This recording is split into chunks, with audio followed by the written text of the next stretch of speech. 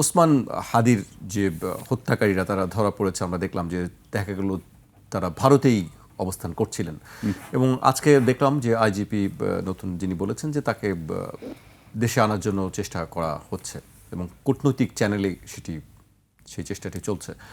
আপনার কাছে কি মনে হয় আসলে তাকে কি দেশে আনা যাবে? ধন্যবাদ আপনাকে। এই প্রশ্নটির উত্তর দেওয়ার আগে ওসমান হাদির বিচার আমরা চাই, হত্যাকাণ্ডের বিচার চাই, এটি প্রথমে বলে রাখি।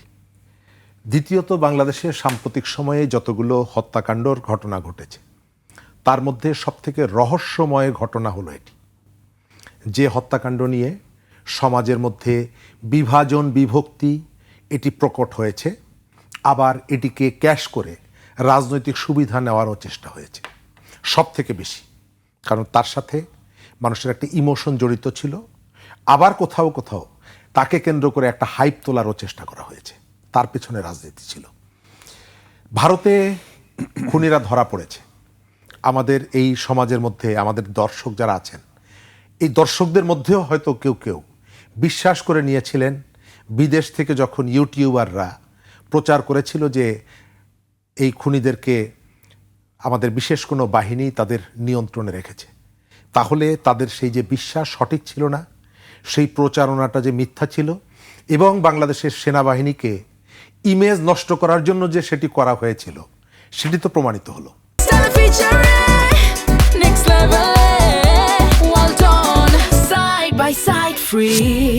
যে খুনিরা এখানে ছিল না, তারা ভারতের মধ্যে ছিল। তাহলে আমাদের এখানে যারা প্রচার করেছে যে এই খুনিদেরকে আমাদের সেনাবাহিনী আশ্রয় দিয়েছে, এটি সঠিক ছিল না। তারা বিভিন্ন কারণে সেনাবাহিনীর বিরুদ্ধে কুৎসা রটনা করা, ঘৃণা তৈরি করার একটা দীর্ঘ পরিকল্পনার জায়গা থেকে এই কাজগুলো করে। সুতরাং তাদের ব্যাপারে ভবিষ্যতে তাদের তথ্যের ব্যাপারে সবাই সতর্ক থাকবেন, এক। দ্বিতীয়ত হচ্ছে, এই হত্যাকাণ্ড আওয়ামী লীগ এবং ইন্ডিয়া ঘটিয়েছে, এই ধরনের একটা প্রচার আছে। তাহলে ইন্ডিয়ার ভেতরে, ইন্ডিয়া যাকে দিয়ে হত্যাকাণ্ডটা ঘটিয়েছে তাকে তো আশ্রয় প্রশ্রয় দিয়ে রাখার কথা। বাংলাদেশে আওয়ামী লীগের সাথে তার ভালো সম্পর্ক ছিল এবং বাংলাদেশের শেখ হাসিনাকে সে তো তার দেশে নিয়ে রাজার হালে রেখেছে।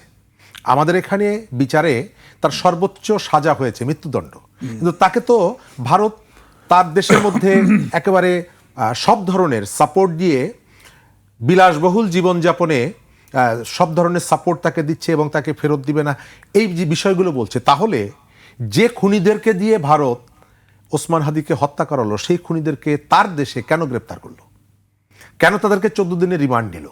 তার অর্থ হচ্ছে এই প্রচারণাটাও নিয়েও সন্দেহ করার, সংশয় প্রকাশ করার আপনার যৌক্তিকতা আছে। আমাদের এখানে এই হত্যাকাণ্ড নিয়ে এই ধরনের অসংখ্য প্রোপাগান্ডা চালিয়ে একদিকে ইউটিউব ব্যবসা বাড়ানো হয়েছে, আবার অন্যদিকে সমাজের মধ্যে একটা অস্থিরতা তৈরি করা হয়েছে। আমি যতটুকু ধারণা করছি, ভারত এবং ভারতের এখন যারা ক্ষমতায় আছেন তারা এখানকার পাবলিক সেন্টিমেন্টটাকে তারা মোটামুটি তাদের বিবেচনার মধ্যে নিচ্ছেন এবং আপনি খেয়াল করবেন যে তারা কতগুলো জায়গায় তাদের দৃষ্টিভঙ্গির পরিবর্তন আনছেন। এক, বাংলাদেশের সাথে বাংলাদেশ কিন্তু এই উপসাগরীয় যুদ্ধে শুরু হওয়ার পর, ইরান যুদ্ধ শুরু হওয়ার পর আমাদের জ্বালানির যে ক্রাইসিসটা তৈরি হয়েছে, গতকালকে দেখলাম, এটি আমরা কয়েকদিন ধরে বলছি যে ভারতের যেহেতু তেল আমদানি করার একটা অবারিত সুযোগ আছে, সেই কারণে আমরা তাদের কাছ থেকে এই বিপদের সময় কোনো সহযোগিতা পাই কিনা। গতকালকে এই আলোচনাটা হয়েছে এবং ভারতের পক্ষ থেকে একটা ইতিবাচক দৃষ্টিভঙ্গি দেখানো হয়েছে।